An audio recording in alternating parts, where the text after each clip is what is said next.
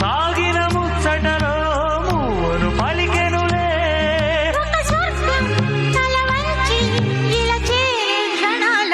అందాలలో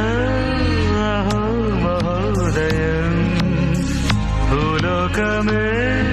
నవోదయం